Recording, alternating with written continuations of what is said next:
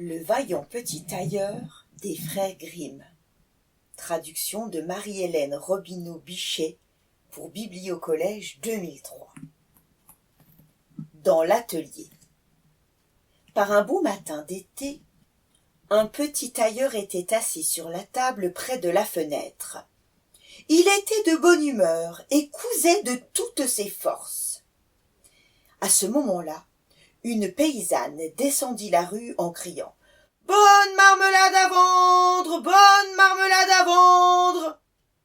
Cela résonna agréablement aux oreilles du petit tailleur, qui passa sa tête menue par la fenêtre et cria « Par ici, chère madame, on vous débarrassera de votre marchandise !»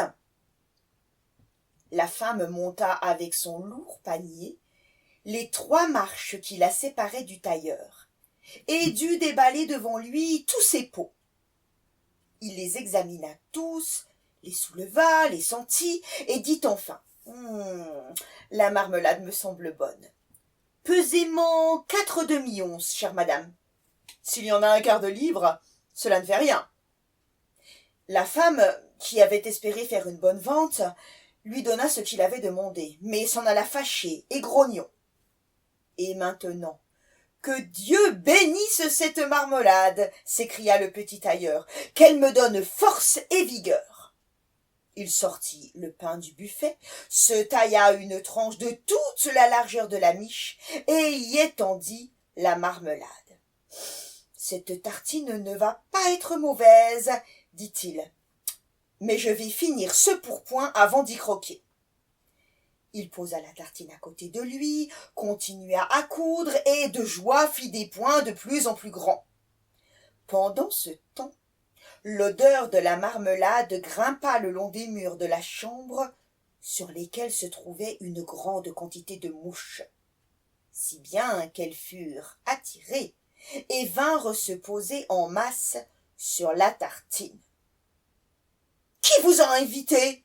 dit le petit tailleur, et il chassa les hôtes indésirables. Mais les mouches, qui ne comprenaient pas l'allemand, ne se laissèrent pas écarter et vinrent en nombre toujours plus grand. Alors le petit tailleur, comme on dit, prit la mouche, saisit un torchon dans sa réserve à chiffon et « Attendez que je vous en donne !» Il les frappa de manière impitoyable. Lorsqu'il retira le torchon et compta, il n'en vit pas moins de 7 mortes sous ses yeux, les pattes en l'air. « Est-ce que tu n'es pas un fameux gaillard ?» dit-il, admirant lui-même sa vaillance. « Cela, il faut que la ville entière le sache. » Et en toute hâte, le petit tailleur coupa une ceinture, la cousit et y broda dessus en lettres majuscules 7 d'un coup. « Eh quoi, la ville ?» continua-t-il. « C'est le monde entier qui doit savoir cela. » Et son cœur battait de joie, comme la queue d'un petit agneau. Le tailleur se noua la ceinture autour du corps et décida d'aller parcourir le monde, parce qu'il trouvait que son atelier était trop petit pour sa vaillance. Avant de s'en aller, il chercha partout dans la maison s'il n'y avait pas quelque chose qu'il pouvait emporter avec lui. Il ne trouva qu'un vieux fromage, qu'il mit dans sa poche. Devant la porte, il remarqua un oiseau qui s'était pris dans les broussailles. Il alla rejoindre le fromage. Puis il se mit vaillamment à parcourir les chemins, et parce qu'il était léger et agile, il ne ressentait pas la fatigue. Rencontre avec un géant. Le chemin le conduisit sur une montagne, et comme il atteignait le plus haut sommet, un énorme géant y était assis et regardait tranquillement tout autour de lui. Le petit tailleur s'avança hardiment vers lui, l'aborda et lui dit « Bonjour, camarade, tu es assis là et tu admires le vaste monde, n'est-ce pas? C'est justement là que je vais, et je veux y faire mes preuves. As-tu envie de venir avec moi ?» Le géant le regarda d'un air méprisant et lui dit « Gredin, misérable individu !»« Parlons-en donc, » répondit le petit tailleur en déboutonnant sa tunique et en montrant sa ceinture au géant. « Lis donc, quel homme je suis.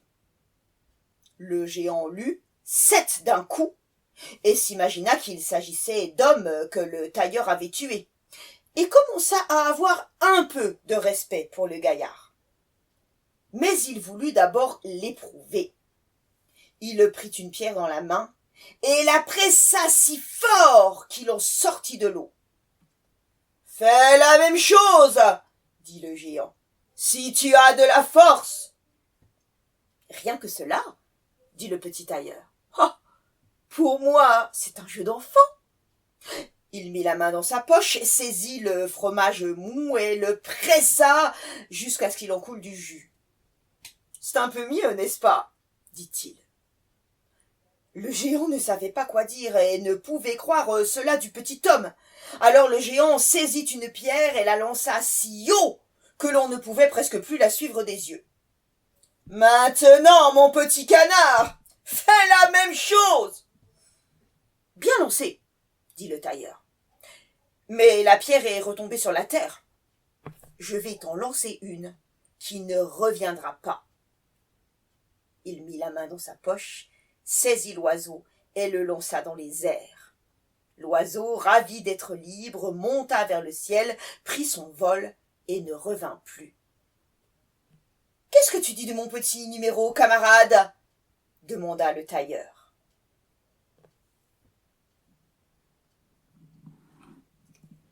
L'épreuve de l'arbre. Le géant décida de tester le tailleur une deuxième fois, en lui demandant de porter un énorme chêne tombé au sol. « Tu sais lancer, mais saurais-tu porter une charge comme ça ?» lui demanda-t-il.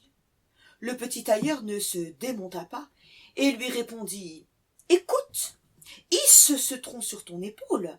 Je me charge des branches, c'est le plus lourd. » Le géant mit donc le chêne sur son épaule et, ne pouvant tourner la tête car la charge était lourde et encombrante, il ne voyait pas le petit tailleur qui en profita pour grimper et se reposer sur une branche. Le géant continuait à avancer, peinant car l'arbre était lourd même pour lui, et se disait « Mais comment fait-il ? Ce nabot est pourtant bâti comme un sansonnet !» Quelques minutes plus tard, il lâcha le chêne en disant « Ah, j'abandonne !»« Tu es un phénomène. Il faut que je te montre à mon frère !» déclara-t-il au petit tailleur. « Sont-ils aussi costauds et intelligents que toi ?» lui demanda celui-ci. Chez les géants. Le petit tailleur accepta l'invitation du géant et le suivit.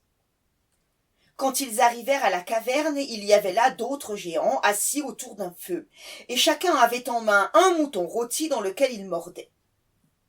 Le petit tailleur s'assit et pensa « Oh, c'est bien plus vaste ici que dans mon atelier. » Le géant lui indiqua un lit et lui dit de s'y coucher et d'y dormir.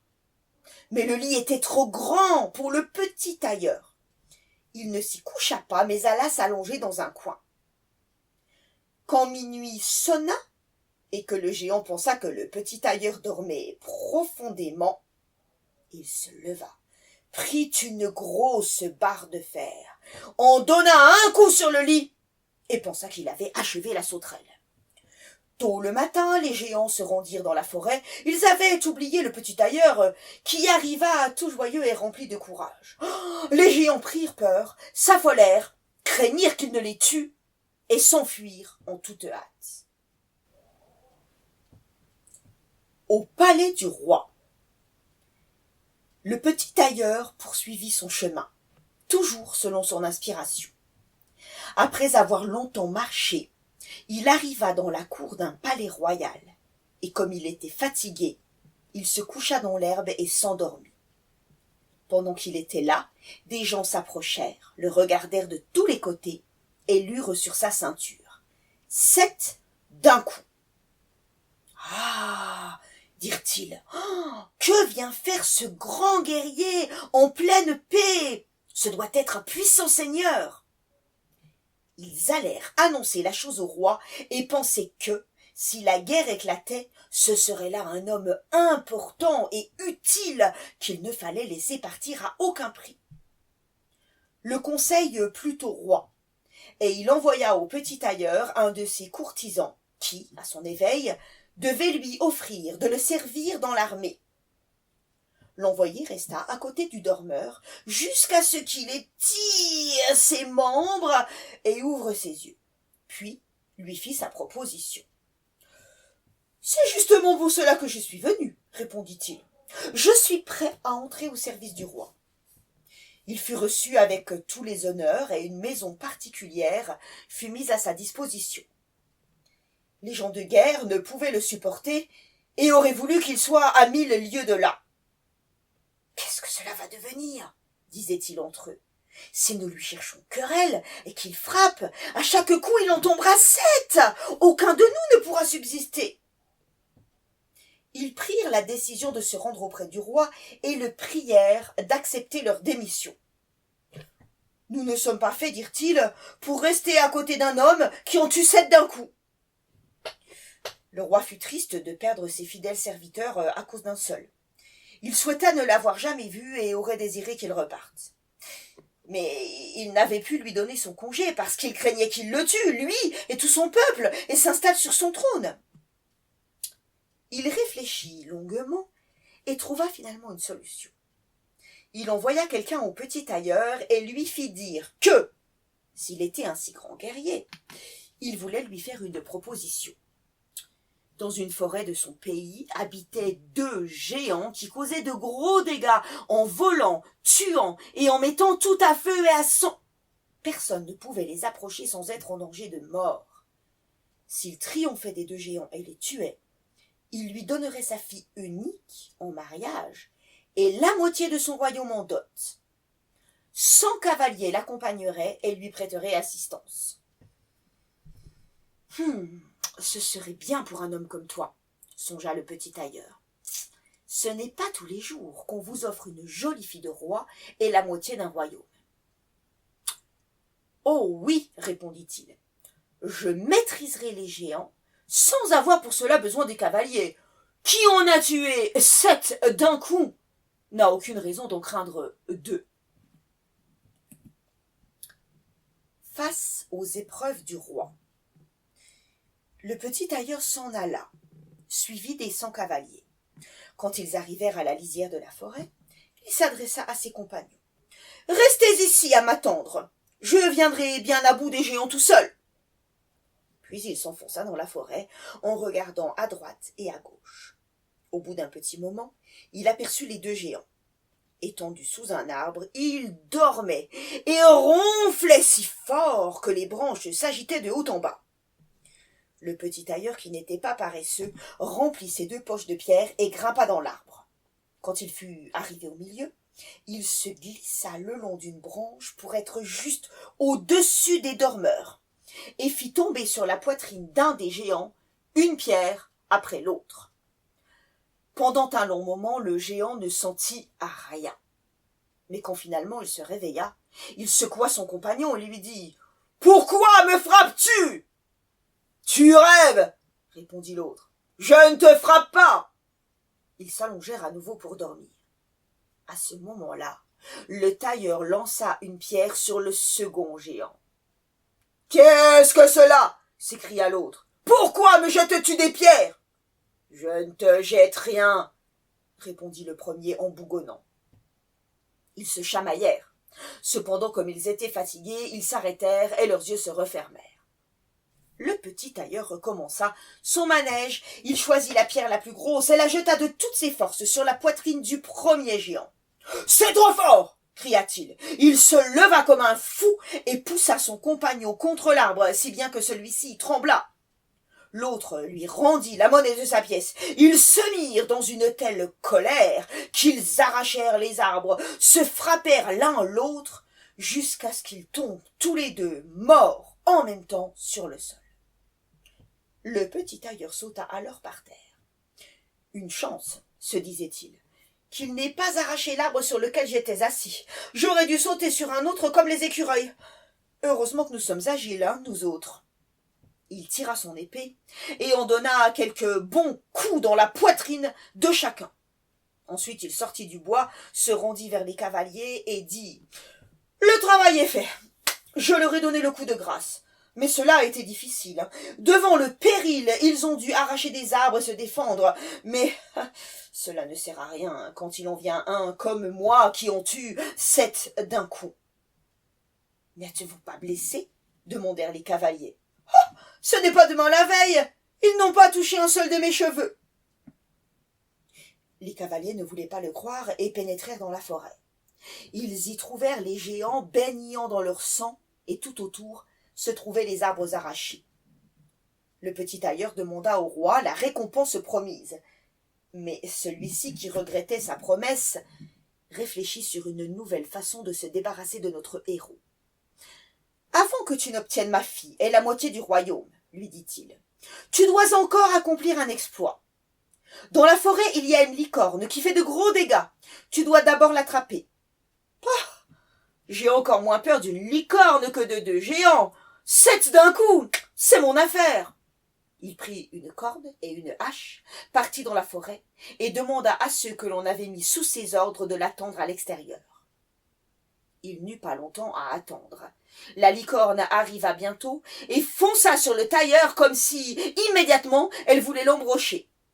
« Doucement, doucement, dit-il, cela ne va pas aussi vite. » Il resta tranquille et attendit jusqu'à ce que l'animal soit tout près.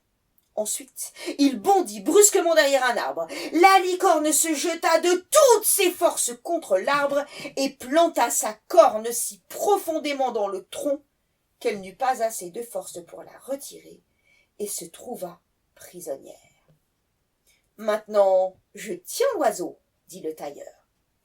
Il sortit de derrière l'arbre, passa la corde autour du cou de la licorne, dégagea la corne du tronc à coups de hache, et quand tout fut en ordre, il emmena la bête et la conduisit vers le roi. Le roi ne voulut pas encore lui donner la récompense promise, et fit une 3e demande. Avant ses noces, le tailleur devrait encore lui attraper un sanglier qui faisait de gros dégâts dans la forêt. Les chasseurs lui prêteraient assistance. « Volontiers, dit le tailleur, c'est un jeu d'enfant. » Il n'emmena pas les chasseurs avec lui dans la forêt, et ils furent très contents, car le sanglier les avait déjà accueillis plusieurs fois, de telle façon qu'ils n'avaient plus aucune envie de le prendre en chasse. Quand le sanglier aperçut le tailleur, il fonça vers lui, la gueule écumante, préparant ses dents, et voulut le jeter par terre. Mais notre agile héros sauta dans une chapelle qui se trouvait près de là, et d'un bond, on ressortit sur le champ par la fenêtre du haut. Le sanglier l'y avait suivi, mais le tailleur fit rapidement le tour par l'extérieur et ferma la porte derrière la bête. L'animal furieux, qui était beaucoup trop lourd et beaucoup trop maladroit pour sauter par la fenêtre, fut fait prisonnier. Le petit tailleur appela les chasseurs pour qu'ils voient le prisonnier de leurs propres yeux. La récompense. Le héros, de son côté, se rendit auprès du roi qui, maintenant, qu'il le veuille ou non, devait tenir sa promesse et lui donner sa fille et la moitié de son royaume. S'il avait su que ce n'était pas un héroïque guerrier, mais un tailleur qui se tenait devant lui, il aurait été encore davantage peiné. Le mariage fut célébré avec beaucoup de faste, mais peu de joie, et d'un tailleur on fit un roi. Quelque temps plus tard, la jeune reine entendit une nuit son époux parler. « Garçon, fais-moi ce pourpoint et raccommode-moi ce pantalon, ou bien je te donne des coups d'aune sur les oreilles. » Elle comprit alors dans quelle ruelle le jeune seigneur était né, se plaignit le lendemain matin de son malheur à son père et le supplia de l'aider à se débarrasser de cet homme qui n'était rien d'autre qu'un tailleur. Le roi la réconforta et lui dit « La nuit prochaine, laisse la porte de ta chambre ouverte. Mes serviteurs se tiendront à l'extérieur, et quand il sera endormi, ils entreront, le ligoteront et le porteront dans un navire qui l'emmènera de par le vaste monde. » La femme fut satisfaite, Mais l'écuyer du roi, qui avait entendu et avait un faible pour son maître, lui rapporta tout le complot. « Je mettrai leur projet en échec, » dit le petit tailleur. Le soir, il se coucha avec sa femme à l'heure habituelle. Quand elle crut qu'il était endormi, elle se leva, ouvrit la porte et se recoucha. Le petit tailleur, qui faisait semblant de dormir, se mit à crier d'une voix claire. « Garçon, fais-moi ce pourpoint et raccommode-moi ce pantalon, ou bien je te donne des coups d'aune sur les oreilles. J'en ai abattu 7 d'un coup. J'ai tué 2 géants, j'ai capturé une licorne, fait prisonnier un sanglier, et je devrais craindre ceux qui se tiennent devant ma chambre. » Quand ils entendirent le tailleur parler ainsi, ils furent saisis d'une grande crainte. Ils se sauvèrent aussi vite que s'ils avaient eu une armée de sauvages aux trousses, et aucun n'eut l'audace de s'en prendre à lui. Ainsi le tailleur fut et resta roi toute sa vie.